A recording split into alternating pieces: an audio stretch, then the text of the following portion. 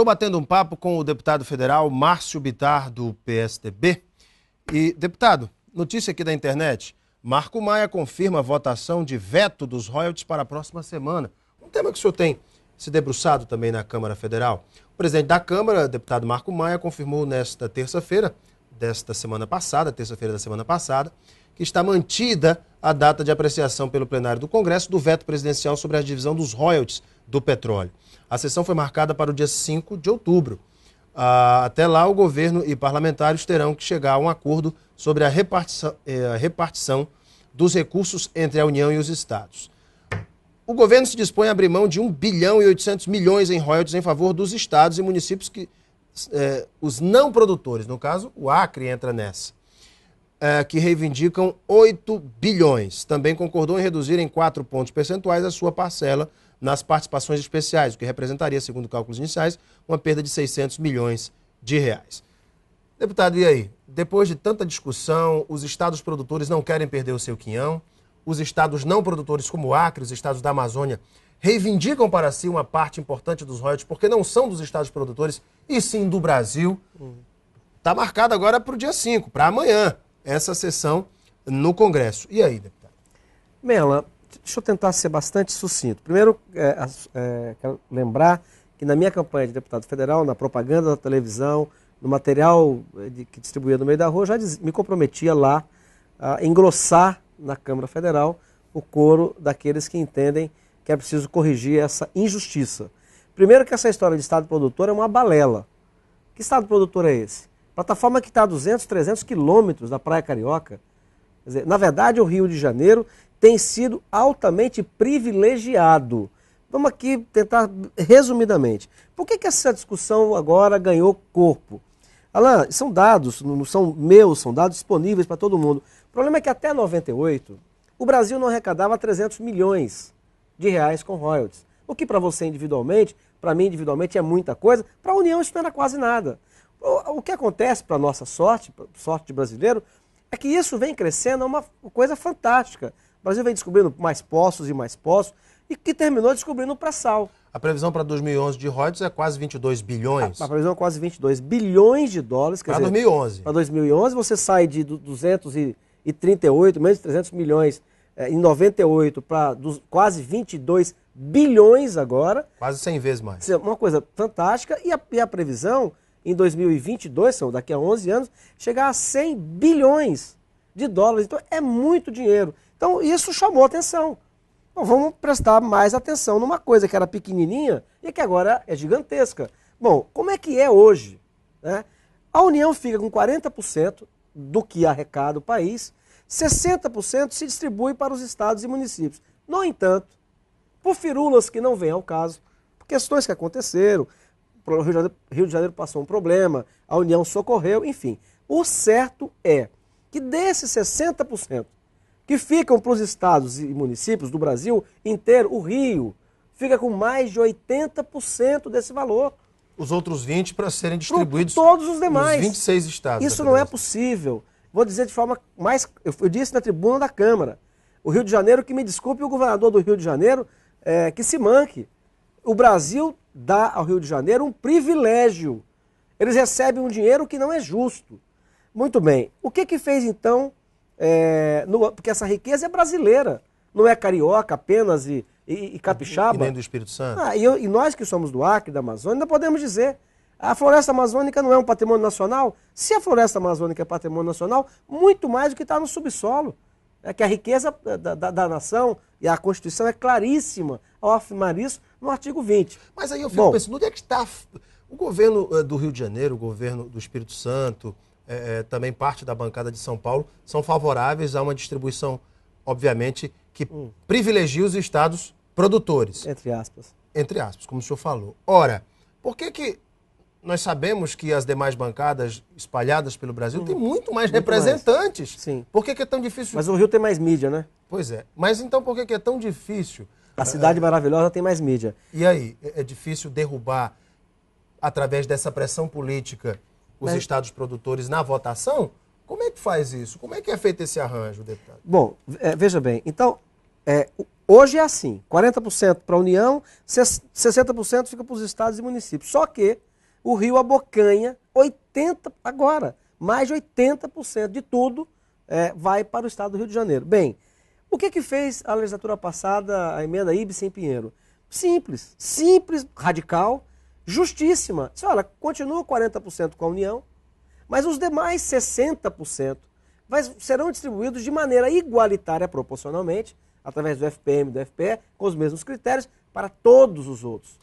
Bom, aí, só que aí o que acontece? Isso de forma... infelizmente, o Rio já se acostumou com essa grana. Ele recebe 10 bi. Se nós distribuirmos de forma justa para todo mundo, ele cai para 1 bi. Bom, aí o Lula vetou, para não deixar o Rio de Janeiro quebrar. Bom, o que o senador Wellington Dias agora, a quem eu tive o privilégio de receber na Comissão da Amazônia, através de um requerimento meu, em audiência pública essa semana, o que ele está fazendo? Ele está tentando fazer uma intermediação. De modo que a gente leve em conta o Rio, nós vamos manter o privilégio para o Rio de Janeiro. Só que não do tamanho que eles querem. Né? E, ao mesmo tempo, quanto seria esse privilégio para o Rio de Janeiro? Olha, não dá para tirar 9 bi do estado do Rio, que é um privilégio, é injusto, mas não dá para você tirar isso de um ano para o outro. Então, mantém-se o cálculo de base, a proposta original, que ele recebeu, por exemplo, em 2010, mantém-se. Gradativamente. E gradativamente a participação proporcional do estado do Rio de Janeiro será menor. E a com base no FPE. Com base naquilo que vai se arrecadando, proporcionalmente nós receberíamos mais do que recebe hoje o estado do Rio de Janeiro. E quanto o Acre receberia nessa proposta, deputado? Qual seria o ganho prático para o estado do Acre? Então, eu até comentava um dia desse, que alguém pode pensar o seguinte: não, mas estão discutindo algo que ainda vai acontecer. Não. Já é real. É real, é agora. É do que está sendo produzido agora. Por exemplo, para o ano que vem se prevê um aumento de quase 9 bilhões. Então, veja, qual é a previsão para o nosso estado? Rio Branco, capital de todos os acrianos. Na proposta mais modesta, né, que repito, não é a mais justa, mas é a mais, talvez seja a possível, Rio Branco receberia cerca de 12 milhões de reais a mais. Se eu não me engano... Faz uma bela diferença. Se eu não me engano, o prefeito Angelim não tem isso de emenda. E veja, emenda que não sabe se vai liberar.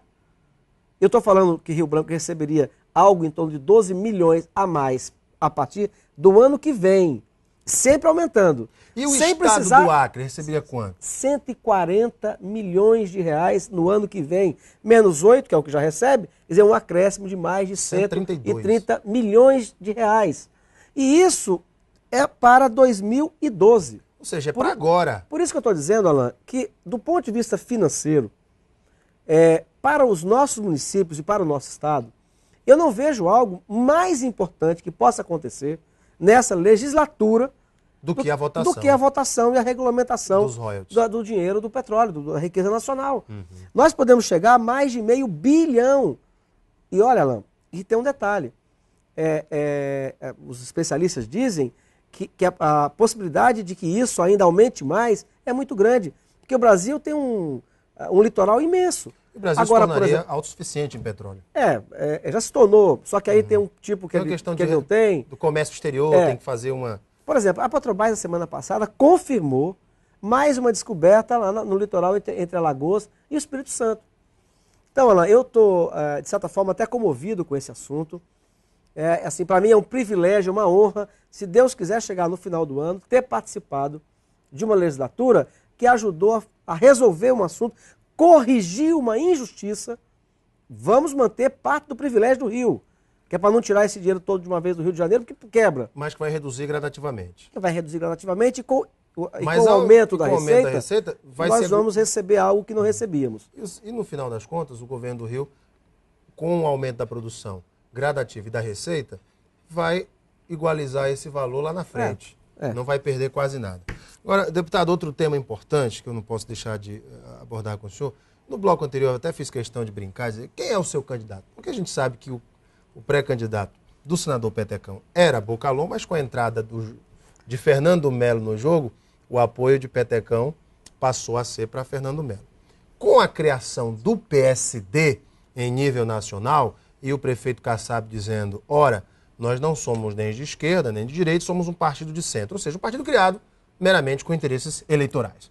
E nasce como uma força, nasce com uma força muito grande no Congresso, com um bom número de deputados federais e senadores. Qual é, na sua opinião, as implicações do PSD? Primeiro, em nível nacional e depois aqui no estado do Acre. Lá no plano nacional as coisas estão muito abertas ainda. Tem muita água para rolar, tem muita água para passar debaixo da ponte. O PSDB prestou serviços importantíssimos ao país. Plano Real, maior projeto de distribuição de renda desse país.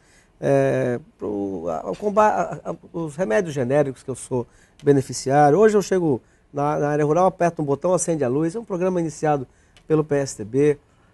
Quem fez o maior ajuste fiscal da história foi o PSDB, com a lei de responsabilidade fiscal, coisa que países da Europa não tem limite para gasto, e uma das razões da quebradeira na Europa. O SUS é um dos maiores programas públicos de saúde do mundo, também criado no governo do Fernando Henrique Cardoso, com José Serra à frente do Ministério.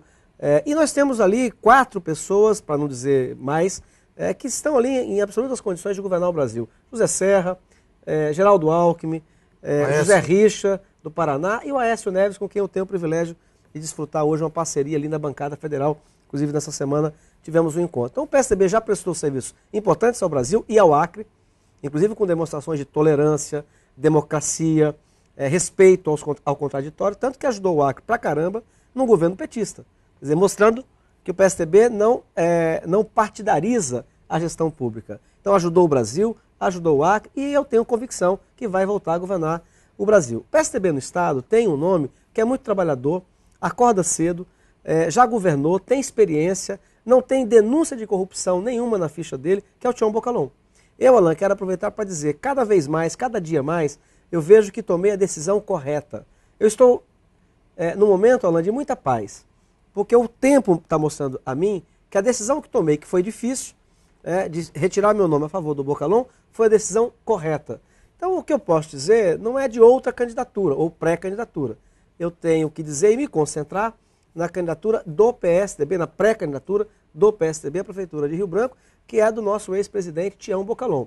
O Petecão, como senador da República, com o partido dele, que acabou de ser criado, tem o direito de apoiar outro candidato aqui em Rio Branco. É lógico que nós gostaríamos, né, que houvesse uma migração e que a gente apresentasse apenas um candidato aqui. É um direito nosso e principalmente do Bocalon de querer, de desejar que todos que estiveram no mesmo palanque no ano passado estejamos todos juntos aqui.